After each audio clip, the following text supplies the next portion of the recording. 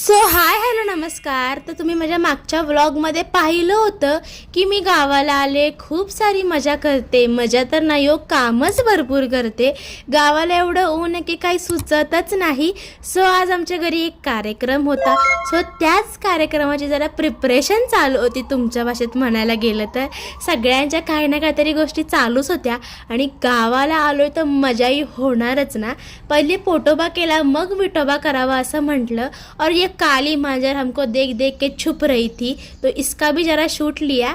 आणि त्यानंतर घराच्या बाजूला मस्तपैकी गप्पा मारत आम्ही सगळेजण बसलो होतो. हे सुख फक्त भाई गावालाच आहे, असं कुठल्याच फार्म हाऊसवर तुम्हाला बघायला भेटणार नाही किंवा कुठे. त्यानंतर जरा गावात गेली होती दुपारी, जरा सामान वगैरे घेतलं कार्यक्रमाचं. आणि ये सुख तो देखो बहुत अच्छा ही है. आणि मग जरा पुरणपोळी करायला सुरुवात झाली. आधी नैवेद्य करून घेतला आमच्या मोठ्या आईने, काकीने. ही माझी काकी आणि ती दुसरी मोठी आई. सो मस्तपैकी जुन्या पिढीच्या या गोष्टी बघत बघत खात काय भारी लागतं. मग पुरणपोळीचं प्रिपरेशन केलं. कठाची आमटी होती मस्तपैकी, गुळवणी होती गरम गरम, भात पण होता गरम गरम. एक नंबर कॉम्बिनेशन. ह्या ट्रेडिशनल फूडला तोडच नाही आपल्या.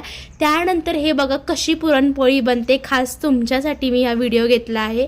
ही जुन्या पद्धतीची पुरणपोळी बनवायला आणि बघायला खूप भाग्य लागतं.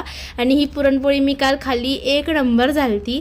आणि काय ही पुरणपोळी दिसते भारी. त्यानंतर मस्तपैकी अजून भरपूर पुरणपोळ्या करायचं चालू होतं सगळ्यांचं. आणि पुरणपोळी बघा कशी टम्म अशी फुगलेली आहे, एकदम प्रेम यात आहे.